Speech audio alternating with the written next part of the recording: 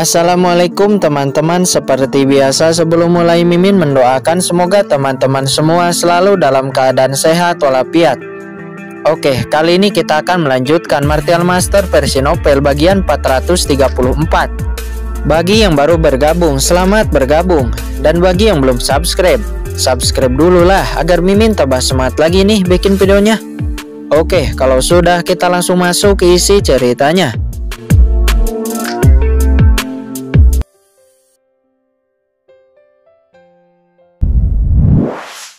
Saat mereka sedang marah, tiba-tiba kapal perang terguncang seolah-olah telah menabrak sesuatu. Mo Duanming, Mo Hongji, dan yang lainnya tiba-tiba berdiri buru-buru melihat keluar. Terlihat di luar kapal perang, sederet cahaya tak terlihat muncul dan memenjarakan kapal perang dalam kekosongan. Siapa yang berani mengatur formasi seperti itu dan memblokir kekosongan? Lancang, kata Mo Hongji. Setelah seluruh kapal perang dipenjarakan dalam kekosongan, dalam kehampaan tidak jauh sekelompok orang tiba-tiba berjalan keluar, masing-masing dengan topeng di wajah mereka, dan menatap dingin kapal perang keluargamu, juga orang-orang keluargamu. Orang-orang kuat di kapal perang keluargamu terkejut karena aura orang-orang bertopeng itu terlalu menakutkan. Lebih dari selusin orang bertopeng, semuanya adalah ahli Martial Emperor yang hebat. Yang mulia ini, sepertinya saya tidak mengenal kalian. Saya tidak tahu apakah keluargamu saya telah menyinggung kalian.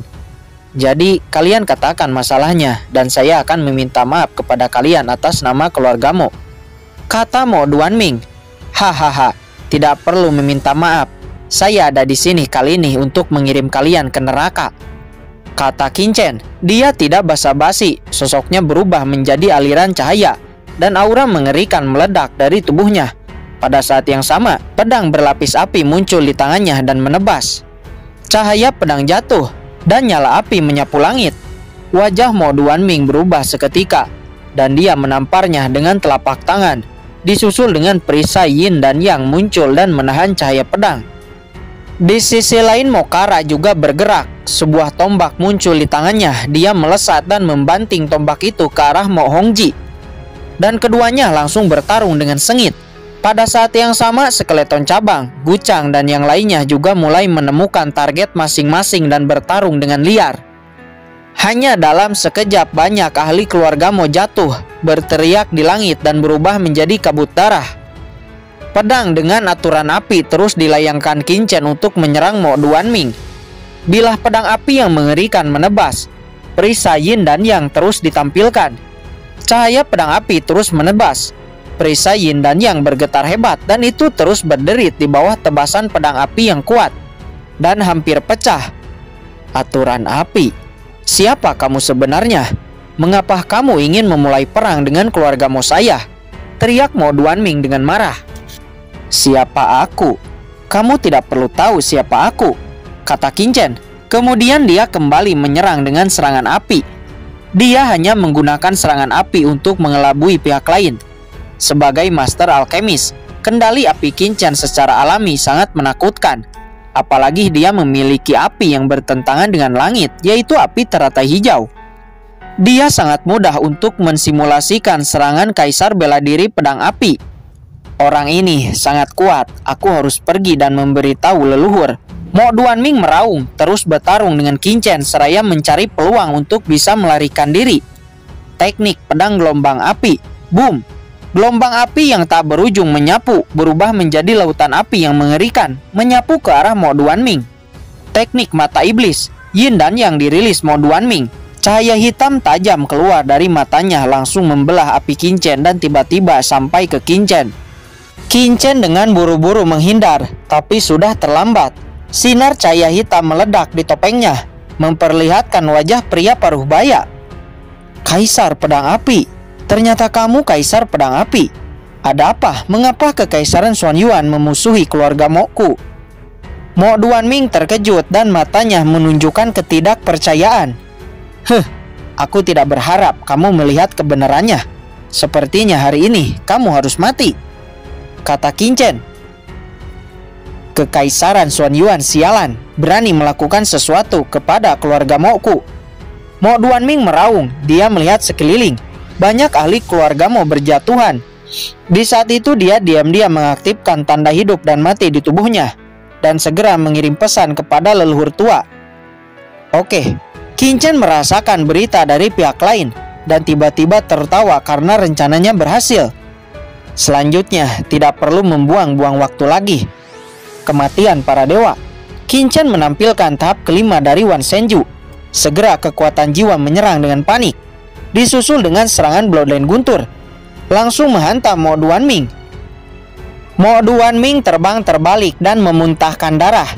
Semuanya, jangan buang waktu lagi. Lakukan saja dan bunuh mereka dengan cepat, kata Qin. Kemudian labu hitam dikeluarkan. Sejumlah besar semut pemakan ki dan serangga api muncul dengan gila, berubah menjadi dua awan hitam dan menyapu ke arah para ahli keluarga Mo. Sekarang Mo Duanming telah mengirim berita, sudah waktunya untuk pembunuhan besar dengan sangat cepat. Jika tidak, prajurit penyelamat keluarga Mo akan segera tiba. Akhirnya sudah waktunya untuk membunuh, kata Mokara. Dia yang awalnya bertarung seimbang dengan Mo Hongji, tiba-tiba mengeluarkan energi hitam. Dia tiba-tiba melonjak dengan kekuatan dan meninju dengan pukulan. Mo Hongji kaget terbang terbalik oleh pukulan Mokara dan menyemburkan seteguk darah dari mulutnya. Ini adalah napas ras iblis alien. Mo Hongji terkejut menekan esensinya dan berkata dengan kaget, "Kamu bukan dari Kekaisaran Xuanyuan. Siapa kamu sebenarnya?" kata Mo Duanming. Dia juga melihat adegan ini dengan ngeri, mengungkapkan kengirian yang belum pernah terjadi sebelumnya. Di medan perang skeleton cabang dan yang lainnya tidak lagi menyembunyikan basis kultivasi mereka dan memperlihatkan kekuatan penuh mereka. Mo Duanming, aku sudah lama tidak melihatmu. Jadi mengapa kamu tidak bisa mengenali teman lamamu ini? Sebuah suara gembira terdengar. Mo Duanming yang mendengar suara ini merasa sangat akrab. Ji Dewei, ini kamu? Bajingan. Mo Duanming terkejut sejenak, tetapi segera pulih kembali menunjukkan ekspresi marah. Ternyata ini keluarga Ji. Tidak mungkin. Bagaimana bisa keluarga Ji tiba-tiba muncul dengan begitu banyak orang kuat? Dan iblis alien benar-benar mengambil tindakan untuk keluargamu. Ji Dewei, apa yang ingin kamu lakukan? Apakah kamu tidak takut dengan sanksi istana berkabut? Hentikan ini, mungkin kamu akan lolos dari hukuman istana berkabut, kata Mo Duanming. Hahaha, hukuman istana berkabut. Orang-orang dari Kekaisaran Xuanyuan lah yang membunuhmu. Apa hubungannya dengan keluarga Ji saya? Kata Penatua Agung alias Ji Dewei itu, seraya tersenyum. Ji Dewei, kamu memiliki hati yang sangat beracun. Mo Duanming gemetar di seluruh tubuhnya dan rasa dingin muncul di hatinya. Dia buru-buru ingin mengirim berita lagi, namun sayang itu gagal, karena sekarang ini telah diblokir sepenuhnya oleh Qin. Mo Duanming, jangan sia-siakan energimu. Kamu tidak akan bisa mengirim pesan lagi, kata Penatua Agung. Dia mencibir. Dia kemudian semakin ganas menyerang. Yang lainnya juga semakin ganas. Serangkaian serangan mengerikan menimpa semua orang di keluarga Mo. Boom, boom, boom. Ledakan disertai dengan teriakan putus asa. Dalam sekejap banyak orang menjadi kebut darah. Penatua, selamatkan aku. Hongji tua, aku tidak ingin mati. Di tengah jeritan sedih ada juga jeritan ketakutan. Tapi itu sia-sia dan tidak ada yang akan menolong mereka. Hanya dalam beberapa saat jeritan-jeritan itu berhenti. Semuanya telah dibunuh, hanya Mo Duanming dan Mo Hongji yang masih tersisa. Bunuh. Ji Hongchen, Penatua Agung, Jiruyu, Mokara, dan skeleton cabang. Semuanya bergerak bersama dan dengan cepat membunuh Mo Hongji. Apa? Mo Hongji berteriak. Di bawah serangan begitu banyak orang kuat, jiwanya langsung hancur dan mati di tempat. Pada akhirnya hanya tersisa Mo Duanming. Dia segera berlutut kepada Qin meminta belas kasihan. Sesaat Qin mencoba memperbudak Mo Duanming, tapi karena ada yang salah, dia gagal. Karena perbudakan tidak dapat dilakukan, orang ini hanya bisa mati. Qin langsung mengayunkan pedangnya dan langsung memenggalnya di tempat. Tapi segera cahaya jiwa Mo Duanming keluar dan ingin melarikan diri. Qin mencoba menangkapnya dengan kekuatan jiwanya, namun gagal. Nak Qin, gunakan api teratai hijau, kata kucing hitam. Segera Qin mendesak api teratai hijau. Cahaya jiwa ini merasakan napas api tertawa hijau. Tiba-tiba menggigil, tidak berani bergerak. Dan Qin Chen langsung memasukkannya ke dalam cakram giok Qian Kun. Sejak itu medan perang benar-benar tenang. Seluruh ahli keluarga Mo telah musnah dan tidak ada yang selamat. Qin Chen. Jiruyu datang ke sisi Qin Chen. Wajahnya menjadi pucat. Ini adalah pertama kalinya dia melakukan hal semacam ini. Membunuh begitu banyak orang. Dan untuk sesaat dia tidak bisa tenang. Jiruyu, kamu harus ingat bahwa kamu sekarang adalah patriark keluarga Ji. Memang terkadang orang membutuhkan kebaikan, tapi dalam menghadapi musuh tidak boleh baik. Apakah kamu mengerti? Kata Qin Chen. Jiruyu mengangguk. Qin Chen, jangan khawatir, saya memahaminya. Bagus, kata Qin Chen. Lao Yuan, sekarang giliranmu untuk bekerja. Segera sebuah kekuatan tak terlihat keluar dari cakram giok Qian Kun dan langsung menyelimuti seluruh medan perang. Sesaat kemudian aura Qin Chen dan yang lainnya benar-benar telah menghilang. Selesai, ayo pergi. Qin Chen mengambil beberapa kapal perang keluarga Mo sebelum akhirnya menghilang ke dalam kehampaan dan bergegas pergi. Beberapa mil jauhnya Qin Chen mendarat. Untuk menghindari jejak, dari sini dia menggunakan saluran teleportasi untuk pergi. Beberapa saat kemudian setelah Qin Chen pergi, beberapa orang muncul di bekas medan perang. Kelompok orang ini tidak sengaja lewat, dan setelah mereka melihat banyaknya mayat dari keluarga Mo, mereka terkejut. Mengapa? Bagaimana mungkin orang-orang dari keluarga Mo mati di sini? Siapa yang membunuh mereka? Ini mengerikan. Begitu banyak ahli kuat dari keluarga Mo meninggal di sini. Apakah kota Chuzhou akan berada dalam kekacauan? Wajah orang-orang ini ngeri, kakinya gemetar. Ayo cepat pergi, jangan biarkan orang tahu bahwa kita ada di sini, kata seorang pria kekar di antara mereka. Namun di saat mereka akan pergi, tiba-tiba sekelompok orang muncul dari kehampaan. Kelompok orang ini semuanya adalah anggota keluarga Mo. Masing-masing adalah ahli teratas. Ini adalah penyelamat yang diharapkan Mo Duanming sebelumnya. Sangat disayangkan, pada akhirnya mereka terlambat dan Qin Chen sudah bergegas pergi. Mo Duanming, Mo Hongji, seseorang ahli keluarga Mo melihat mayat yang tergeletak di tanah, menatap lurus ke arahnya dan berteriak dengan sedih. Siapa ini? Siapa yang membunuh mereka? Semua ahli keluarga Mo ini memiliki wajah yang jelek dan niat membunuh yang menakutkan keluar dari seluruh tubuhnya. Sesaat kemudian sebuah kekosongan merobek celah dan sesosok lelaki tua yang memakai jubah hitam muncul. Lelaki tua ini diselimuti kegelapan tanpa akhir, sangat suram dan penuh dengan niat membunuh. Lelaki tua ini adalah leluhur tua dari keluarga Mo. Ketika leluhur tua datang, semua ahli keluarga Mo langsung berlutut.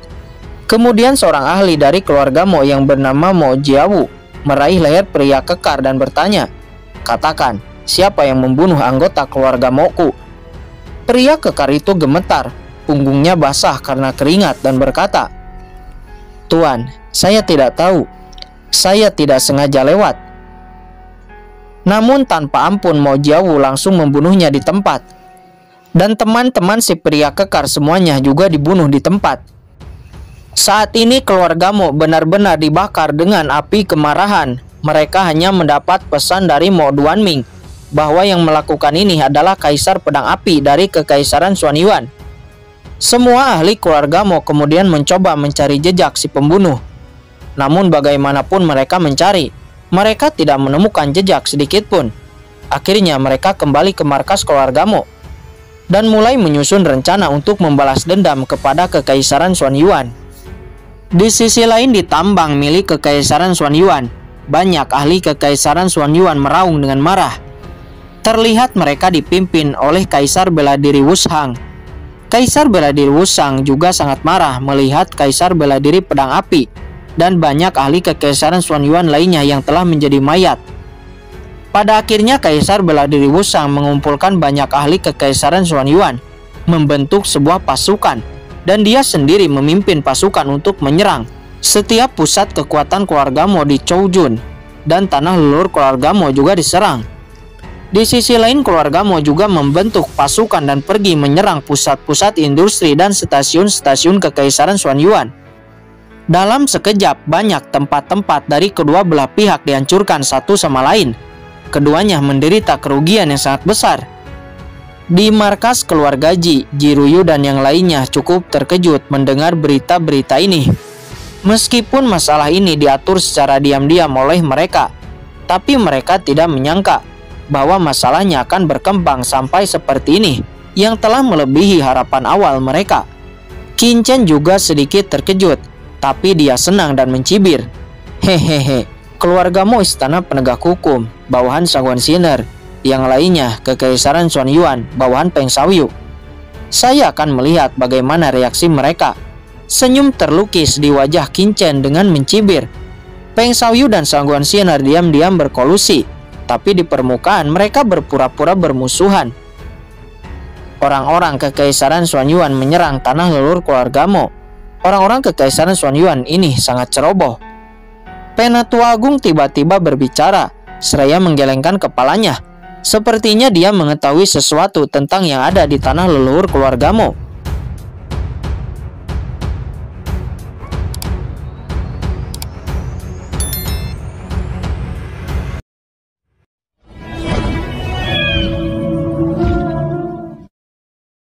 Oke guys, sudah dulu ya. Jangan lupa subrek biar lanjut terus ceritanya. Bagi yang sudah subrek, mudah-mudahan dimudahkan rezekinya. Mimin undur diri. See you next and goodbye.